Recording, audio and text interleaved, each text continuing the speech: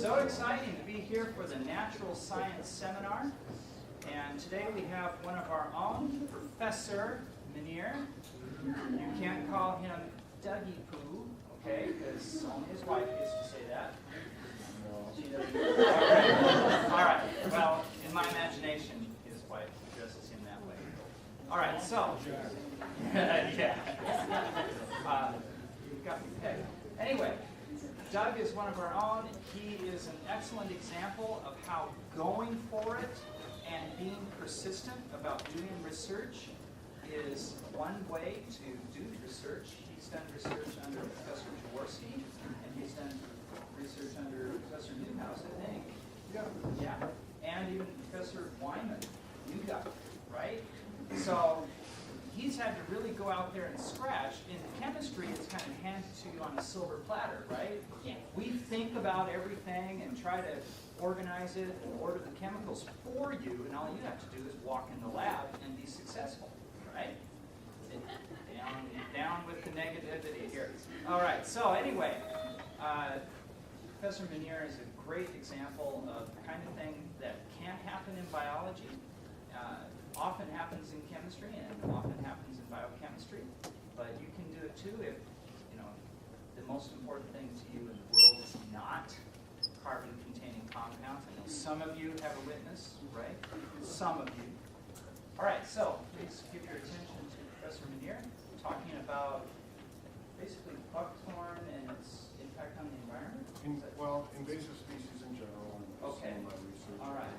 I like to call it Buckthornius panstericus, right? Okay, please take it on.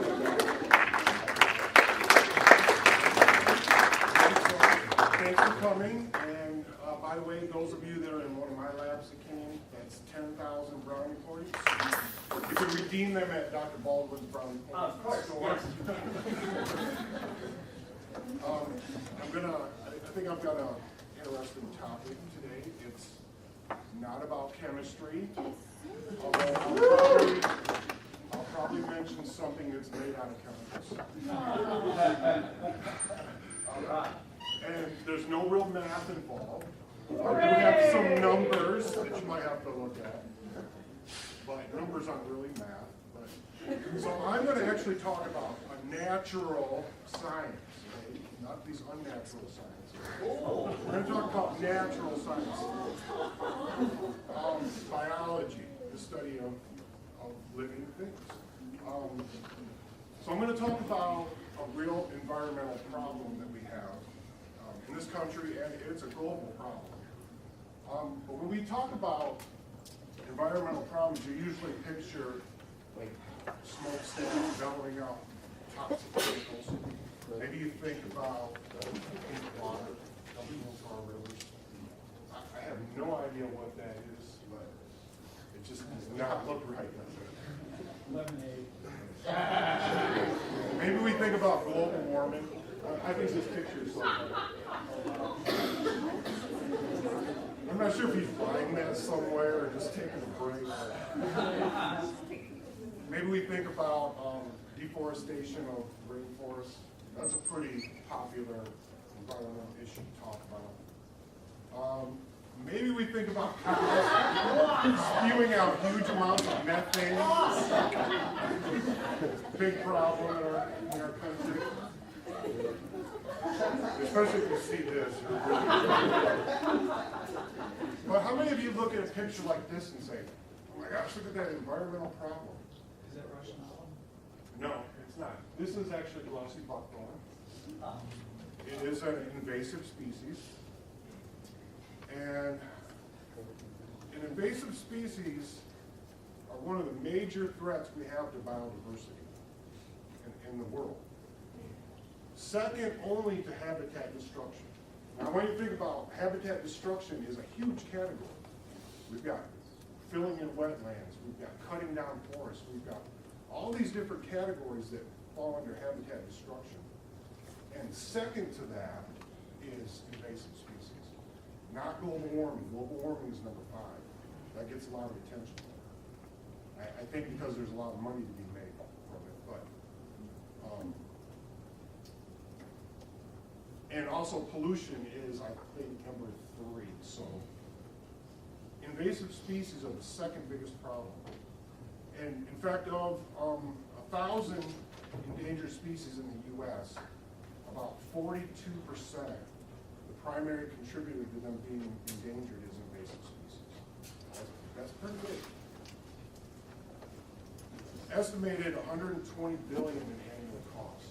And I think that's very underestimated. Number one, it doesn't take into account incidental costs. You know, how much does it cost to lose our biodiversity? How much does it cost us to have a species go extinct? Do you put a dollar number? Those dollar numbers aren't reflected in this. In the U.S. alone, we have 25,000 introduced plants, 5,000 introduced animals, and 20,000 introduced microbes. That's 50,000 introduced species in the U.S. alone. So I'm going to describe some of the ecology of invasives, how they affect our environment. I'm going to talk a little bit about some of the personal research I've done here at Spring Arbor on this subject. And I'm also going to talk a little bit about what you can do, both in research and in your personal life to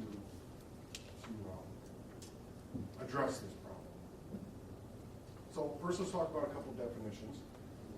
Biodiversity is simply the number and the variety of organisms that live in a specific region.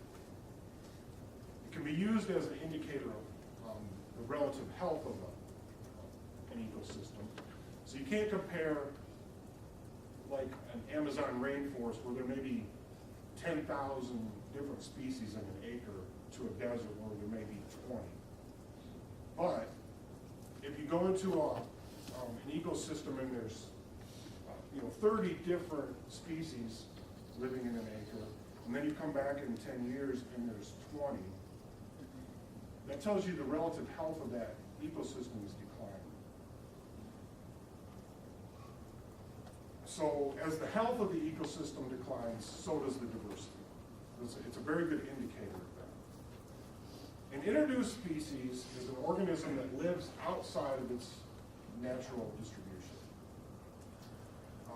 We also know them as exotic species, aliens, or non-native species. But an invasive species is an introduced species that adversely affects the ecosystem that they are. And they either affect it economically, in environmental ways, ecological ways. The main thing they do is they affect biodiversity. They displace native species, they change the ecosystem, and almost in all cases, they're a result of human activity. Plants naturally move, animals naturally move to new environments. And we don't typically refer to those as invasive species. Typically, it has a human component to it.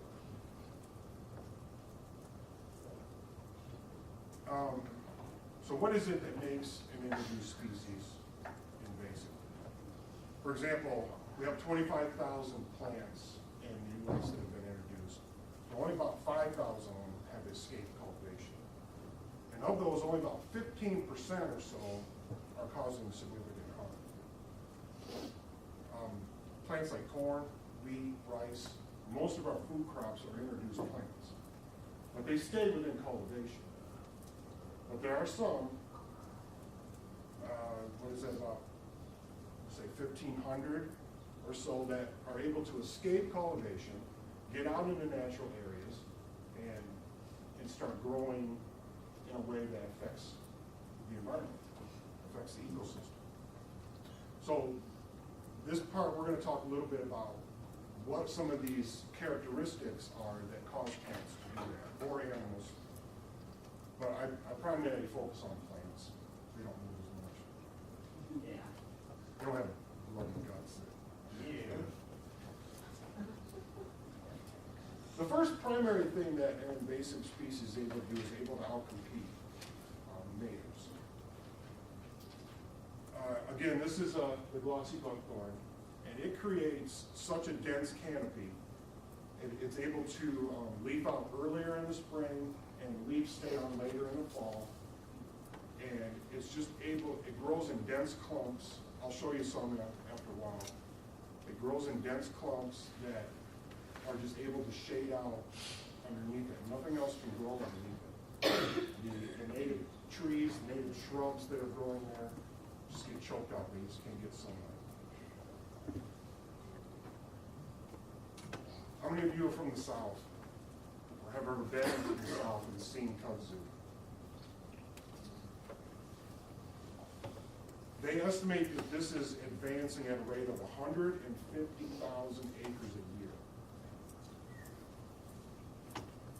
year. One of the nicknames for this plant is the mile-a-minute weed.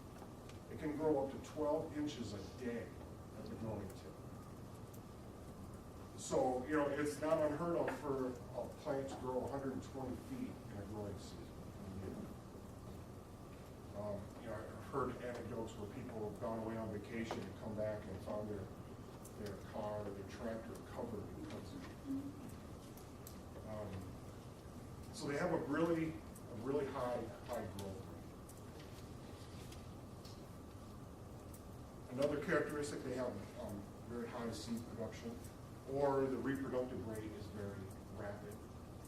Short time to reproduce, short time to raise offspring. This is a plant called purple loosestrife. It's kind of pretty, but it typically invades wetlands, and this wetland should be covered with marsh grasses, sedges, cattails even, and instead you see almost complete domination by this plant. It produces one plant. It's hard to really see from this picture, but there's one plant right there. They're not really very big by themselves, but one plant can produce over 1 million seeds. And they're tiny little seeds, raised first. So quickly, it can cover this entire wetland of plants.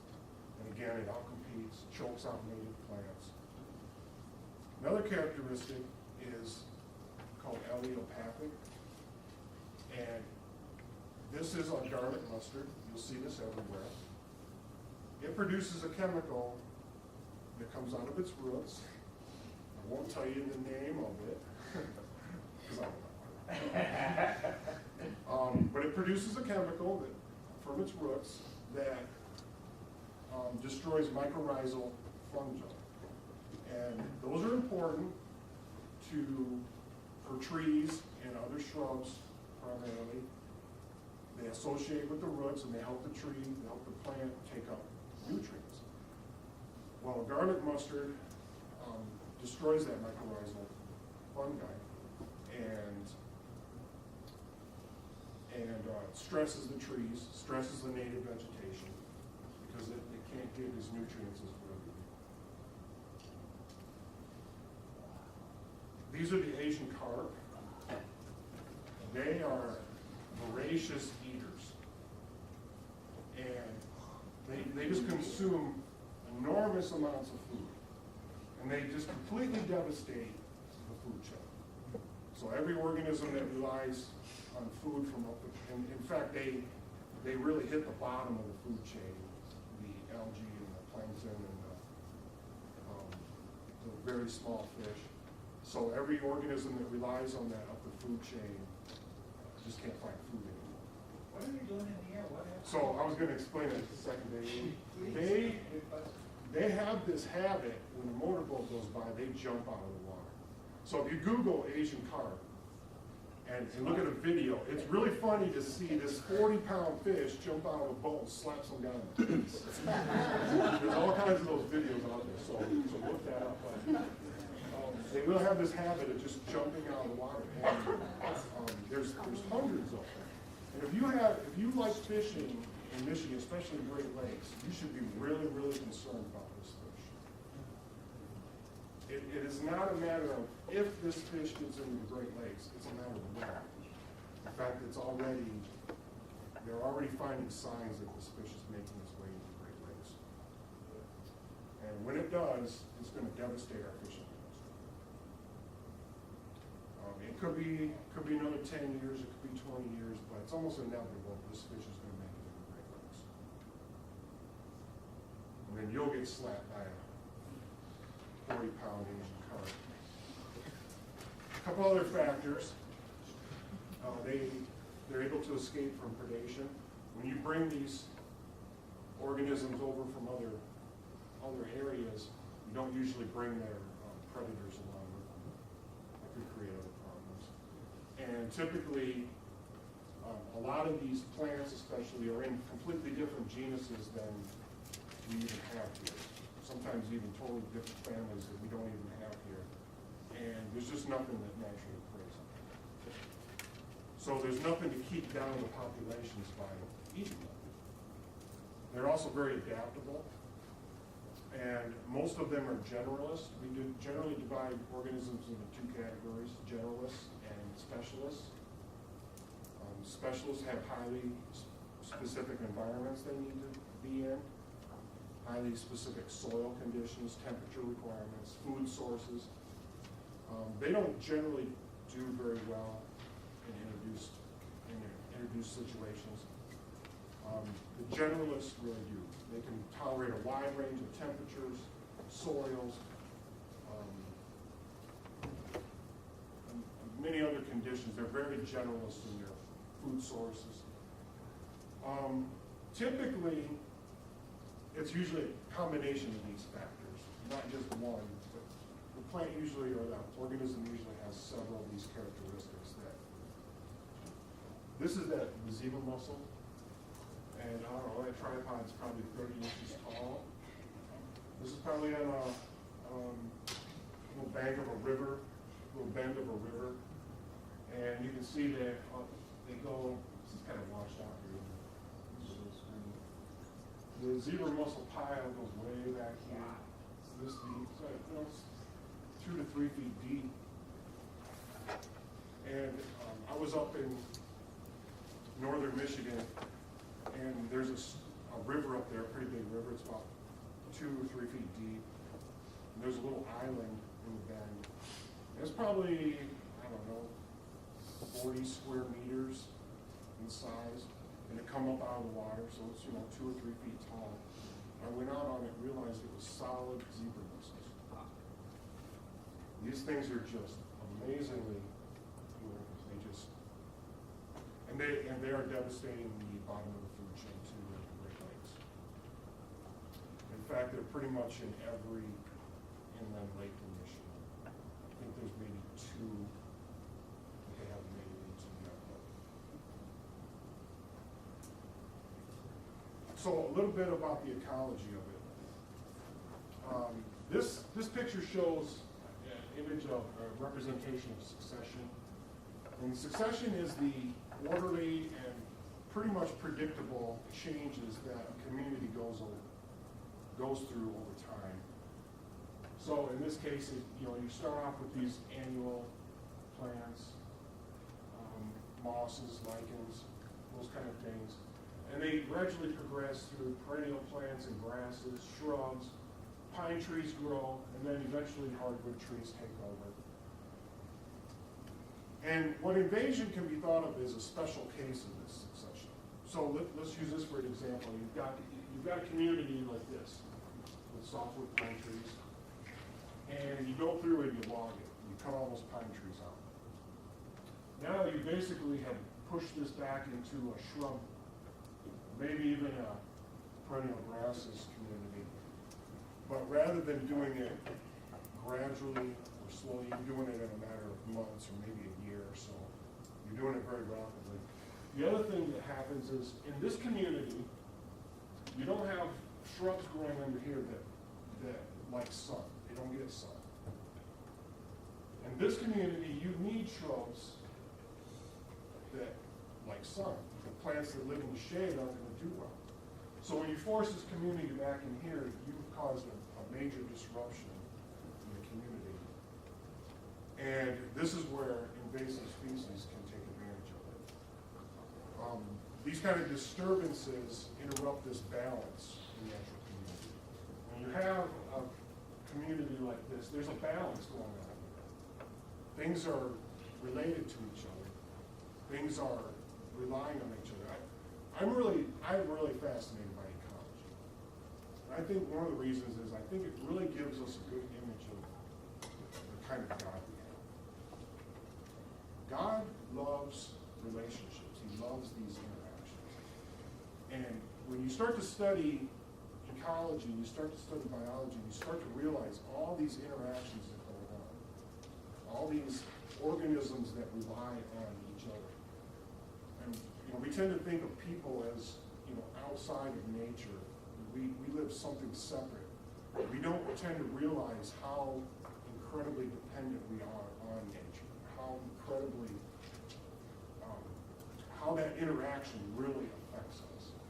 So I think it's really a good image of the kind of God we have. He just loves relationships. So these disturbances, they cause these openings or breaks in these natural communities, and they create these new niche opportunities. Now, a niche is a part of an ecosystem that an organism uses to survive. For example, you might have a bird that lives in pine trees, but some birds might live in only the top section of the pine tree. Some might live in the middle section. Some live towards the bottom. So each of those has carved out his own niche. When you create a disturbance, now we go back to this again here, you create this disturbance, now you've opened up some niches. There's no shrubs there that enjoy sun. The shrubs that are living there like shade. So now you've got some new niches that the invasive species, who are typically generalists, they can live in sun, they can live in shade, they can live in dry, they can live in wet. They're able to take advantage of that. There's an opening there that they can get into and start exploiting. Because the balance of that community is disrupted. You got to remember too that disturbances include disruption or suppression of natural disturbances. Fire is a good example. We all hear about the big wildfires out in California almost every year. And these are in the Chaparral Desert, typically. And that is a very fire-dependent ecosystem. That ecosystem depends on fire in order to preserve its natural function. But now when you have people going out there and building $10 million houses, they're kind of reluctant to let that fire just burn through the chaparral and do its thing, understandably. So they suppress that, and of course, that disrupts the community. Same way with flooding. The Mississippi River is a good example of that. Louisiana is built in a flood zone. And we've levied it, dikes, dams. We've tried to control the flooding, and we push it all out into the Mississippi Delta, and it's changing the community out there. I mean, how many of you have heard of the dead zone in Mississippi? It's a whole system where nothing lives because the community has been changed due to channeling that river rather than allowing it to do its natural flooding. So disturbances also include suppression of disturbances.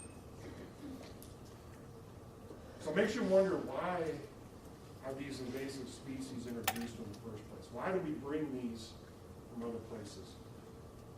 One reason is for erosion control. In the 30s, during the drought, there was a lot of highway construction going on at the time.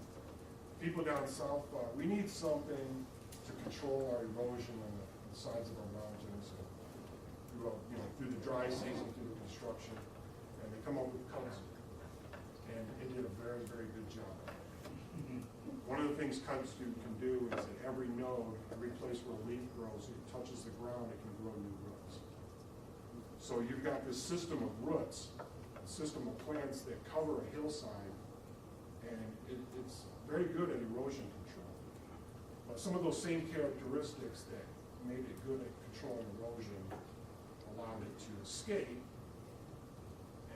get out into natural communities. Multiflora rose is another example of that. They introduced that to help control erosion. Another example is the cane toad. They introduced the cane toad to Australia to control the cane beetle.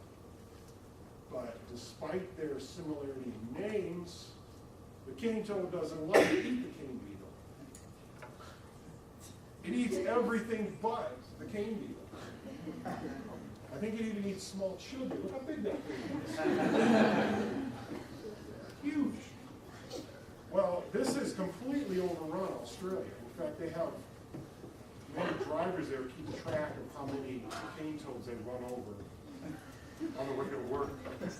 Dr. Newhouse has a good video of the cane toad. It's cool. So ask him to see that. Another way plants are introduced is the horticultural trade. It's estimated 82% of woody invaders in the U.S. are introduced as ornamentals. A lot of times they were put in for hedgerows. A lot of thorny plants. They thought this would make a really great hedgerow. It's got thorns. Nobody's going to want to come through it. They escape. This picture here is Japanese barberry.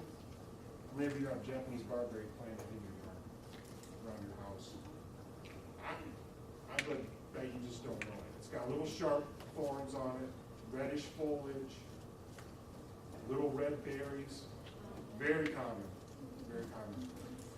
The thing is that birds like to eat those little berries, and then they go out in the woods and do their thing. Next thing you know, I can't defecate. I can say defecate. Oh! And they go out in the woods and drop the seeds off, and then they begin to grow out in the woods. So this is some natural area, and it's lit big. And they've got thorns, and they're nasty little shrubs. So I would not recommend planting those in your yard. Sometimes it's accidental. These are zebra mussels, and they were introduced when ships would leave the ports in Asia. They would fill their ballast tanks up with water. Zebra mussels would get in, probably in the larval stage or as adults, whatever. They would get into the ballast tanks. Then they would sail over here, come up into the Great Lakes. Then they would have to empty their ballast tanks to get through the shallower waters. And they would dump these zebra mussels into the Great Lakes. And now they're I don't think anyone did that intentionally, but something I want to pay attention to. This is a hydrilla. It's a very common aquarium plant. Probably somebody dumped their aquarium out into their lake, and it just took off, and it's covering this lake bed. This is the emerald ash borer.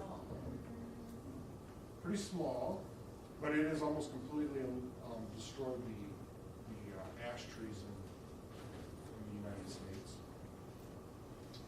It was probably brought over on a shipping container from Asia again. Now, nothing against Asia. Asia, Japanese.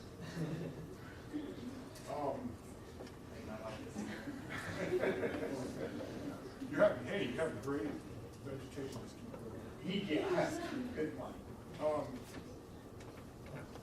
Now shipping containers, wooden shipping containers are required to be heat treated. They go through a process of heating it to kill anything that's trying to ride along. These invasive species, what they do is they're going to affect the water nutrient cycling. They can either increase or decrease the nitrogen in the soil. Some of them have the ability to concentrate salts and then release it into the soil. And that helps inhibit other plants from growing. Many of our native plants are not very salt tolerant. They have the ability sometimes to lower the water table. Some of them transfer at a very high rate. They take water up from the soil, send it out of their leaves, and they can actually lower the water table. Especially in wetlands, it's a big problem. They displace native species, whether, like that purple loosestrife thing, there's not many animals that eat that purple loosestrife. Bees like it. So the food source is depleted, nesting habitats are depleted or taken over by the purple loosestrife, so animals move away or they just die. Which I already mentioned that they alter the wildlife habitat. So now I'll share a little bit about the research I've done on this problem. This is a little local wetland we have here in Spring Arbor. This right here is Lime Lake, the big main lake. Right there is the Falling Waters Trail. And here's a little small lake. I don't know, maybe you never even knew that existed. Lime Lake was a marl, source of marl, which is used for cement. And so you can see dredging lines all along here. This is all dredged out. It's a man-made lake. This community right in here is a prairie fen. And my site that I worked on is right here. It's about this big compared to the whole thing. And it's so the area I worked on is about 750 square meters. The whole fen area takes up about 6 acres, or about 25,000 square meters. What I did is I cut these stems off at the base, and then I daubed glyphosate. That was chemical. Some weed killer. Some weed killer. Roundup. Roundup. And the stems will take that herbicide into the roots and it'll kill it. I estimated there's about 4.5 stems per square meter, which means I cut approximately 3,300 stems in this area. The fen again is 25,000 square meters with 40% of it covered with buckthorn. So approximately 45,000 stems. And that doesn't even include, this area up in here is more wooded. So up here the buckthorn is growing all in the understory, in the shady areas. Again, an example of a pretty adaptable plant, can grow in sun, shade, goes everywhere. So just in the prairie fen area, estimated there's 45,000 stems there. Here's a picture after I cut it. You can see a little clump of stems right there. See how barren the soil is? This is all supposed to be grassland. This all should be covered in grasses. And it's just bare soil. Here's a pile of shrub, or a pile of stems that I piled up, and I think there was 7 piles that size, just from that little area. So you can see this was quite labor intensive. I'm guessing to clear that whole area, we're talking 200 to 300 labor hours. So it's pretty intensive. To date, there's really been no biological control for this buckthorn fund. They've investigated insects, they've investigated some moths, and they just really haven't found anything that really good work. And while walking around out there one day, I found a whole area of buckthorn that had just died, mysteriously, I guess. And so I spent some time trying to figure out what caused that to die. And what I found was this little fellow right here, this little organism. It's a fungi, and it's in the Alternaria genus, and it was affecting the leaves. So I isolated this and did some testing on it. Here's it growing in culture. It's a pretty distinctive and oddly grain-looking growth pattern.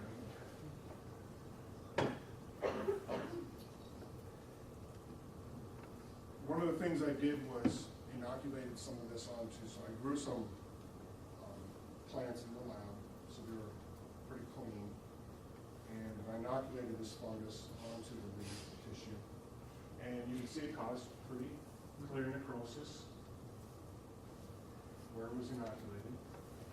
So it's definitely causing damage to the leaf. I also I found some primers, found some PCR primers that I used to amplify some DNA segments of this organism. And I tried to characterize this as a specific species. Turned out, I don't really think it is Alternaria alternata, but it's in the Alternaria genus. So this is a gel I ran from it. This section here is a ladder. And what you do is you load it into these chambers up here, and you run electric current through it. And the DNA fragments travel, the small fragments travel further than the big fragments. So this is a ladder of known size DNA fragments. So you have the small ones here. This should be about 200, 400, 600, 800. And I think that ladder went up to like 10,000 or something. And these here show fragments that I amplified from the DNA extract from the fungus. So this part of it was pretty consistent, but these fragments here didn't amplify at all. So I'm pretty sure it's not Alternata. So that was a pretty interesting, I don't know how many gels and extractions I did, probably 20. That was a pretty interesting part of it. And Dr. Wyman is pretty big on doing this, so if this looks interesting, get with Dr. Wyman and he'll hook you up with probably a Arabidopsis.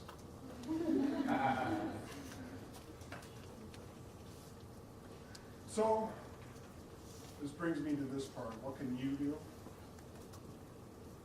I would advise if you want to go on undergraduate school, that you find some research that you can do. And the professors we have here are really great about that.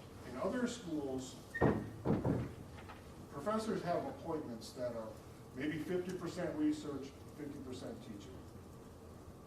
The professors here are 100% appointed to teaching. And maybe 150%.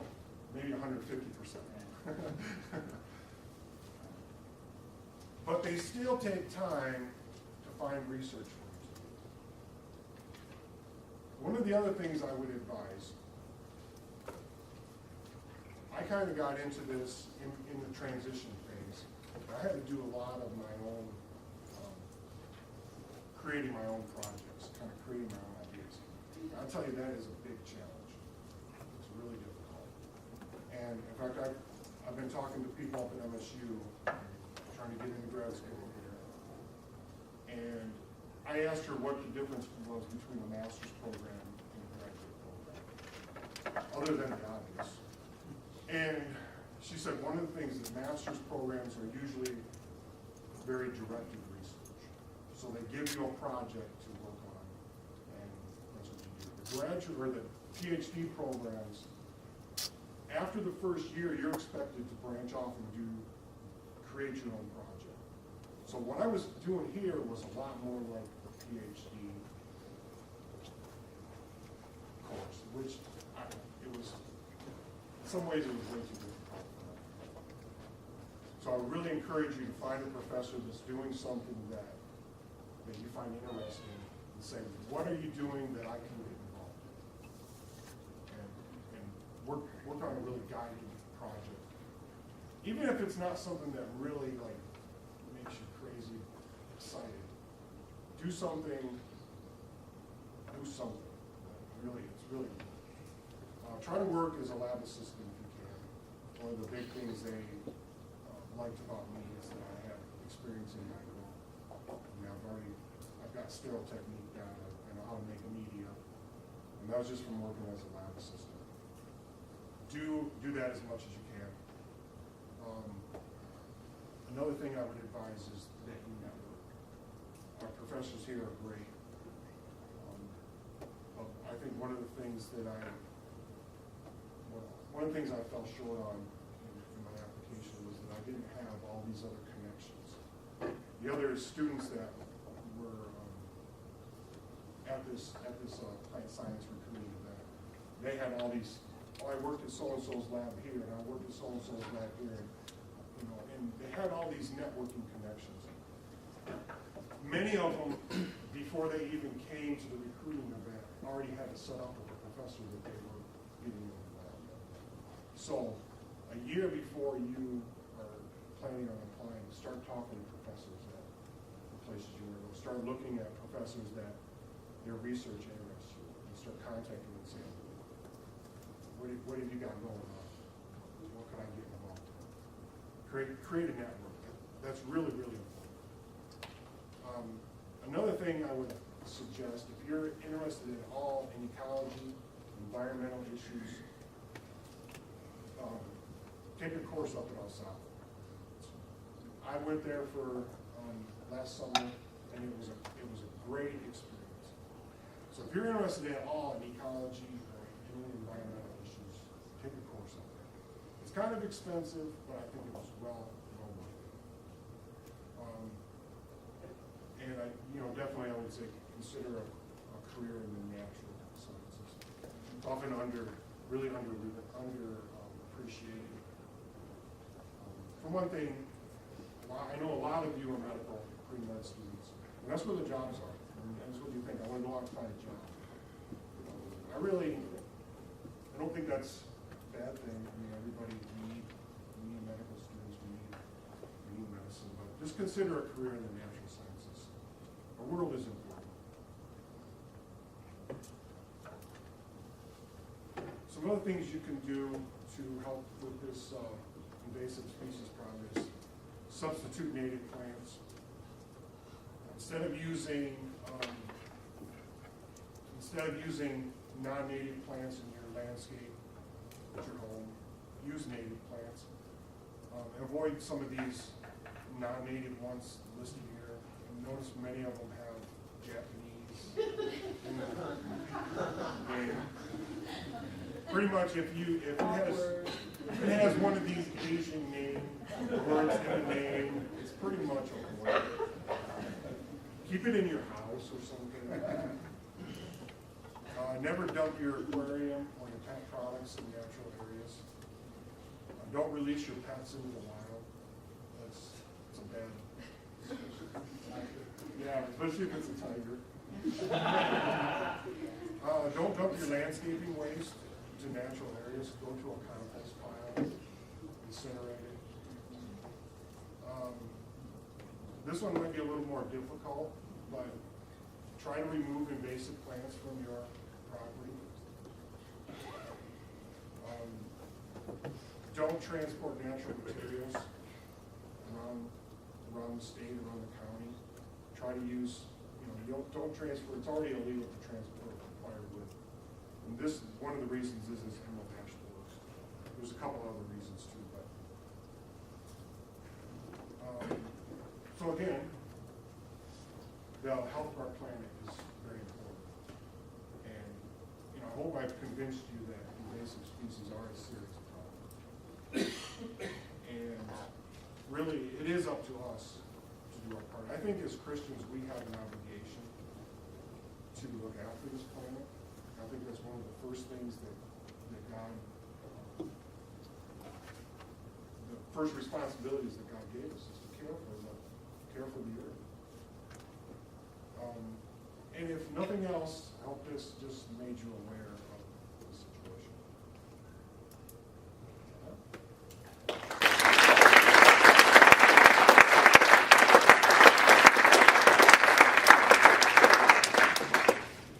Any of you have brilliant questions, Mr. Engineer? How would environmentalists or people think they could control the plant? You said plants who got out of control. Planting in the ground, what do people think they can do to keep it under control?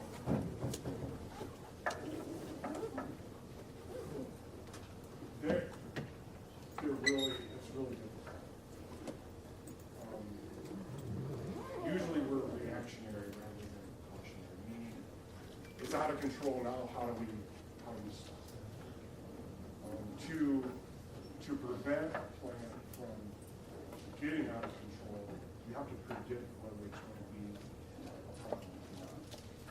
And there's some breeding things that we can do. For example, that Japanese barberry, there is one cultivar that produces almost no seed and it grows a lot smaller. So that could be an option to plant that rather than standard varieties. So there's some breeding things that we could do. There is a strain of glossy buckthorn that is guaranteed to not be invasive. It has a different leaf shape. I don't trust it.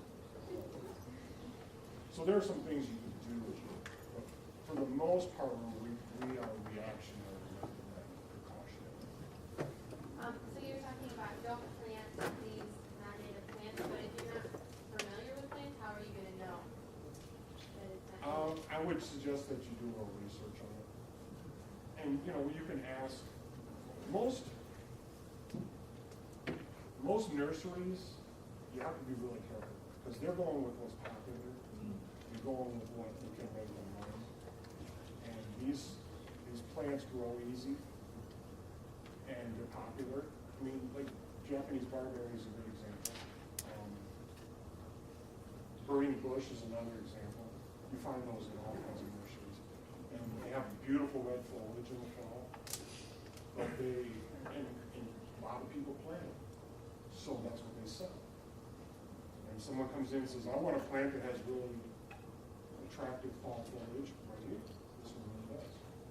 So they're not going to try to sway you from buying that. They won't sell it.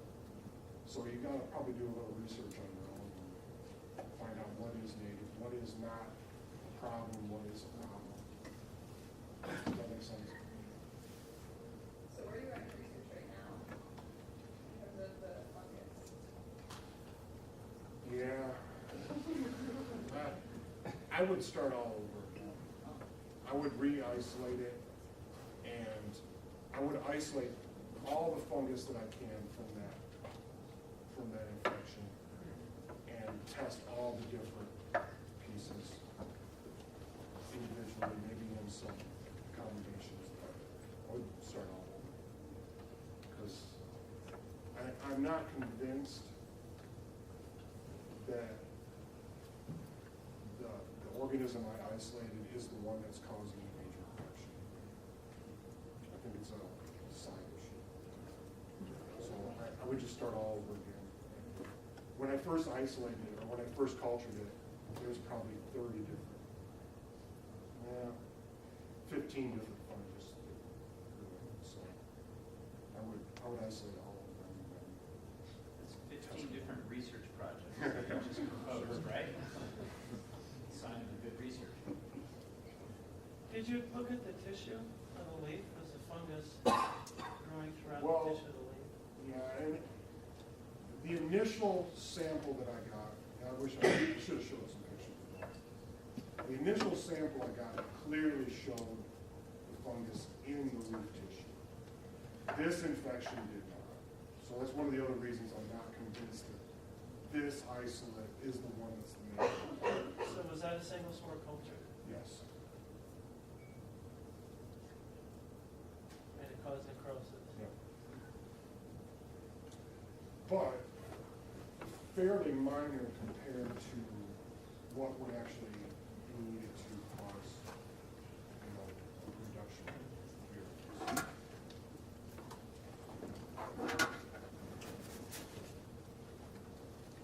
Some genes you mentioned, is it ultramammal? ALTERNATA.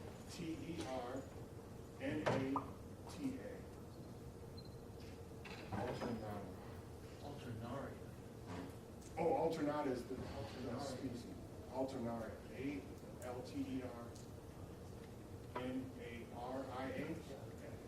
That's the genus, I'm sorry.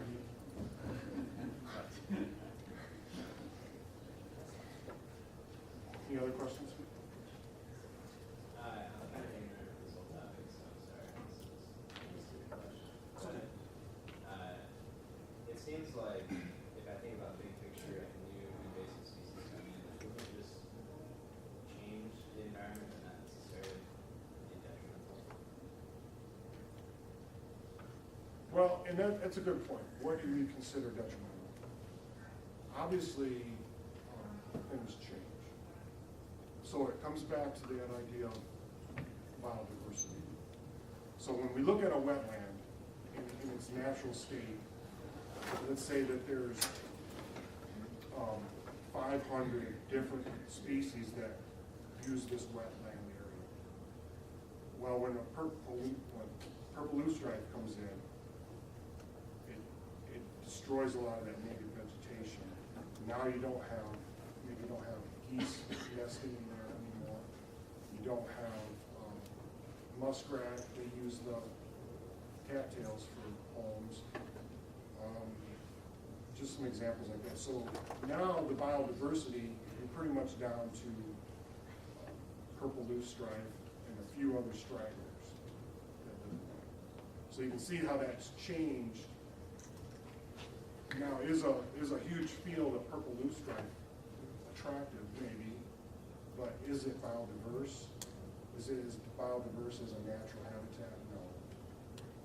So that's where that comes into play.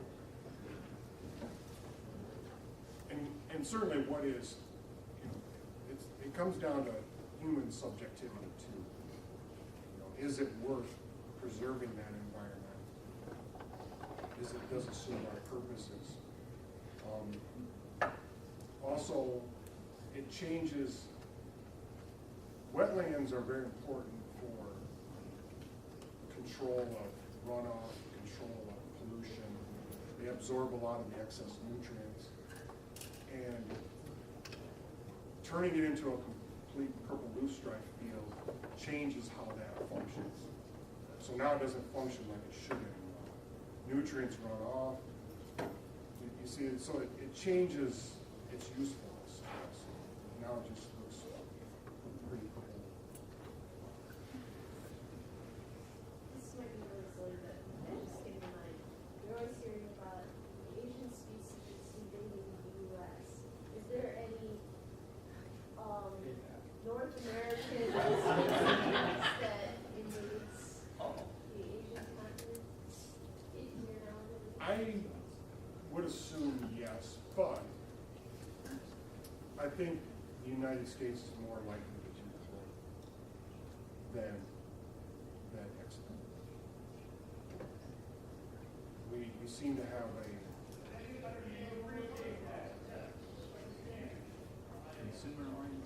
consumer orientation, and a lot of it's about aesthetics. So we want these exotic plants growing in our fields and growing in our homes and stuff, and we want that exotic look. And I don't think other. What do you think?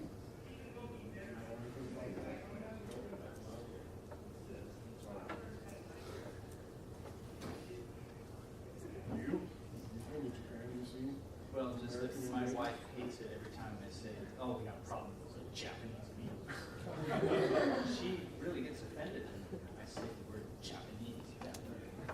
But as far as the turnabout is fair play, the only thing I can think of in Japan is the dog food. But it wasn't really introduced. It was a failed attempt at diplomacy. During World War II, they cut down all the dog foods in Tokyo because that was not patriotic. These icky Americans, get rid of them, right? They're the enemy. For some reason, the Americans didn't cut down all the Japanese cherry trees in Washington, D.C., for which we have, that's a big part of the beauty of D.C. this time of year. So it doesn't always work out well. I don't think it was an invasive I know there's problems in other parts of the world, but I don't know if they're come from us.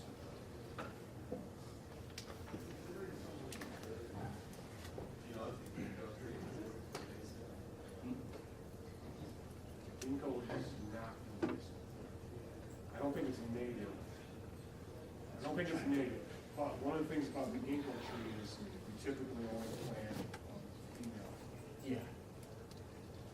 or male. You plant only male or female. I think you plant the male. I think you do. I think that's right. You only plant the male.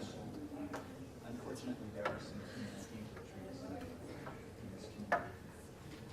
If you ever go outside the field house, you will know. It smells bad. So, I don't know if you did research about invasive species before that. I know there's a plant, or not a plant, like a tree or a shrub, sends out shoots from the ground, it grows up, the bark, or the tree itself is almost like a sponge. So, if you want to know what that is, you're talking about.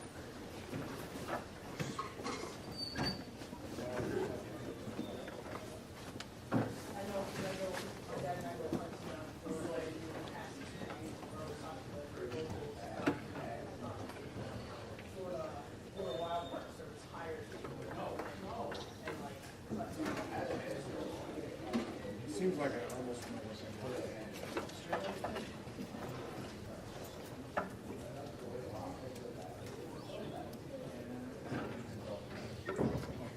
No, we gotta cut things off because people need to get to their field house classes. That's quite a challenge. And other classes.